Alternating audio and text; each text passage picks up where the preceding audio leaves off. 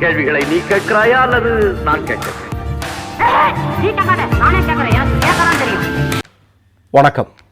எதுக்குடா இந்த மாதிரியான ஒரு கட்சியை தேர்ந்தெடுத்தோம் அப்படின்னு டெல்லியில் இருக்கக்கூடிய ஒவ்வொரு மக்களும் இப்போது சிந்தித்து கண்ணீர் வடிக்க ஆரம்பித்திருக்கிறார்கள்.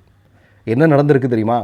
டெல்லியில் பாஜக என்று சொல்லக்கூடிய கட்சி ஆட்சி பொறுப்பிற்கு வந்து ஒரு மாதம் கூட ஆகலை. நீங்கள் பார்த்துருப்பீங்க.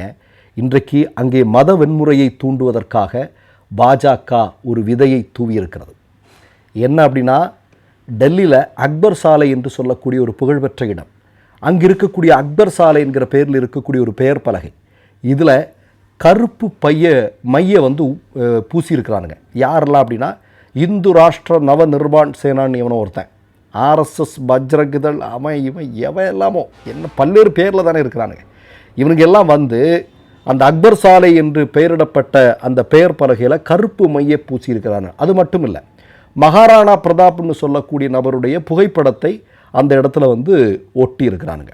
இதனால் நீங்கள் பார்த்தீங்க அப்படின்னா மிகப்பெரிய பதட்டம் டெல்லி முழுவதும் பரவ ஆரம்பித்திருக்கிறது. குறிப்பாக நீங்கள் பார்த்தீங்கன்னா, முஸ்லீம் மக்கள் அதிகமாக இருக்கக்கூடிய பழைய டில்லி, பல்லிமாரன், மதிய மஹால், ஓக்லா, முஸ்தாபாபாத், சிலம்பூர், பாபர்பூர், இந்த மாதிரியான பகுதிகளில் வன்முறை எந்த நேரத்தில் வேண்டுமானாலும் நிகழலாம் என்கிற பதட்டம் மிகப்பெரிய அளவில் தொற்றிக் கொண்டிருக்கிறது. இது தொடர்பாக இந்த இந்து ராஷ்டிர நவ நிர்மாண் சேனாவினுடைய ஒரு தலைவராக இருக்கக்கூடிய அமித் ரத்தோர் அப்படிங்கிற ஒருத்தன் செய்தியாளர்களை பார்த்து இப்படி சொல்லியிருக்கிறான். என்ன சொல்லியிருக்கிறார் அப்படின்னா, அக்பர், பாபர் மற்றும் ஹுமாயூன் இவர்களுடைய படையெடுப்புகளின் அடையாள பலகைகளை நாங்கள் தொடர்ந்து அகற்றி கொண்டிருப்போம் அப்படின்னு அவன் சொல்கிறான். அதாவது டெல்லியில் இருக்கக்கூடிய அக்பருடைய பெயர் தாங்கிய, பாபருடைய பெயர் தாங்கிய, ஹுமாயூனுடைய பெயரை தாங்கிய இவர்களுடைய பெயர் பலகைகளை எல்லாத்தையும் நாங்கள் அகற்றிடுவோம் அப்படின்னு சொல்லுவாங்க. இதில் நல்ல வேலை அவுரங்கசீப்பை கொண்டு சேர்க்கலாம். அவன் மறந்துருக்கும் போல இருக்கு. அவன் படிக்கிற பழக்கம் இல்லை. நாக்பூர்லேருந்து சொல்கிற விஷயங்களை இங்கேருந்து பண்ணுறதானே, அதானே இவனுடைய வேலை. இப்போ உங்களுக்கு தெரியும், சாவா அப்படிங்கிற சொல்லக்கூடிய ஒரு திரைப்படம் வந்ததும் அதன் பிறகு மகாராஷ்டிராவில் இன்றைக்கு நாக்பூரில் கலவரம் வெடித்து பற்றி எரிந்து கொண்டு இருக்கக்கூடியதுமெல்லாம் நமக்கு நல்லா தெரியும். இது இப்போ டெல்லிக்கும் பரவ ஆரம்பிச்சிருக்கு. இந்த நேரத்தில் நீங்கள் பாருங்கள், பிஜேபி அப்படின்னா ஆர்எஸ்எஸ்னா என்ன அப்படிங்கிறதுக்கு இது ஒரு மிக முக்கியமான உதாரணம். இன்றைக்கி டெல்லி சட்டமன்றத்தில் ஆம் ஆத்மி கட்சியினுடைய மிக முக்கியமான உறுப்பினராக இருக்கக்கூடிய அதிஷி ஒரு மிக முக்கியமான கேள்வியை கேட்குறார். பிஜேபியை பார்த்து கேட்குறாங்க. பிஜேபி ஒரு பெண் முதல்வரை கொண்டு வந்து உட்கார வச்சுருக்கிறாங்க. அந்த பெண் முதல்வரை பார்த்தே அவர் கேட்குறார். என்ன கேட்குறாருன்னா, நீங்கள் ஆட்சி பொறுப்புக்கு வந்தால் டெல்லியில் இருக்கக்கூடிய 18 வயசுக்கு மேல் இருக்கக்கூடிய பெண்களுக்கெல்லாம் மாதந்தோறும் 2500 ரூபா கொடுப்பேன்னு சொன்னீங்களே, அது எப்போது அப்படின்னு கேட்குறாங்க. அதுக்கு பதில் இல்லை. இவங்க வாக்கு கேட்கும்போது என்ன சொன்னார்கள் தெரியுமா? இதே பிஜேபி, நாங்கள் ஆட்சி பொறுப்பிற்கு வந்து ஒரு வாரத்துக்குள்ளேயே 10 நாட்களுக்குள்ளேயே எங்களுடைய முதல் கையெழுத்து பெண்களுக்கு மாதந்தோறும் 2500 ரூபா வழங்குவது குறித்தாகத்தான் இருக்குன்னு சொன்னாங்க. இன்றைக்கி ஒரு மாதம் ஆயிடுச்சு.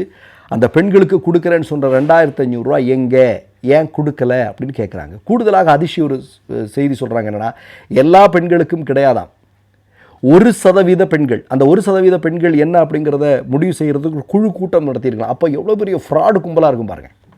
நமக்கு தெரியும், 2014 மோடி வடை சுட்டுக்கிட்டு எதுவுமே பண்ணலை. இன்றைக்கு வரைக்கும் ஒரு தேர்தல் வாக்குறுதியை நிறைவேற்றிருக்கிறதா நீங்கள் சுட்டி காட்ட முடியுமா? கிடையாது. இப்போ சமீபத்தில் கூட நாடாளுமன்றத்தில் ஒரு கேள்வி கேட்கப்பட்டது. அதாவது பாஜகவினுடைய பாராளுமன்ற உறுப்பினர்கள் இங்கே வந்து தொகுதி சீரமைப்புக்காக பல்வேறு அவங்கவுங்க இடத்துக்கான பல்வேறு வாக்குறுதிகளை கொடுத்துருக்காங்க இல்லையா, அதில் எத்தனை சதவீதத்தை முடிச்சிருக்காங்க அப்படின்னா 75% அவங்க முடிக்கவே இல்லை, 25% தான் முடிச்சிருக்கிறான் அப்படின்னு பாஜகவினுடைய அமைச்சரே பதில் சொன்ன காட்சியை டெல்லியிலேருந்து நம்ம பார்த்தோம்.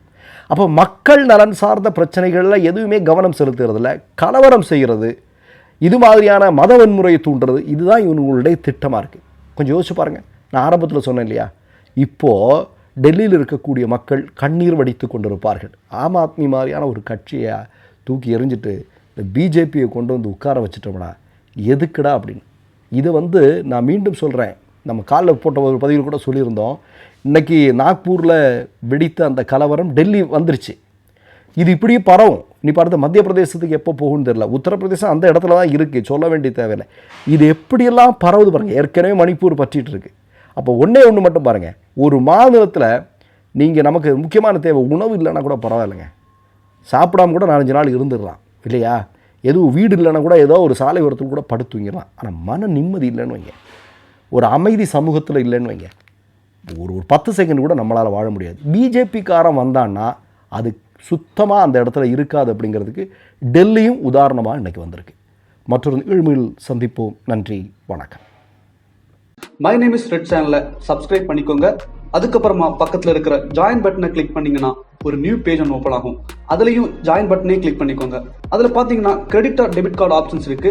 இதில் உங்களுக்கு விசா, மாஸ்டர் கார்டு, ரிப்பே அப்படின்னு 3 ஆப்ஷன்ஸ் கொடுத்துருக்காங்க. அதில் நீங்கள் எந்த கார்டு சூஸ் பண்ணுறீங்களோ அந்த கார்டோட நம்பர் என்டர் பண்ணிக்கோங்க. அப்புறமா கார்டோட வேலிடிட்டி மந்த் அண்ட் இயரை டைப் பண்ணிக்கோங்க.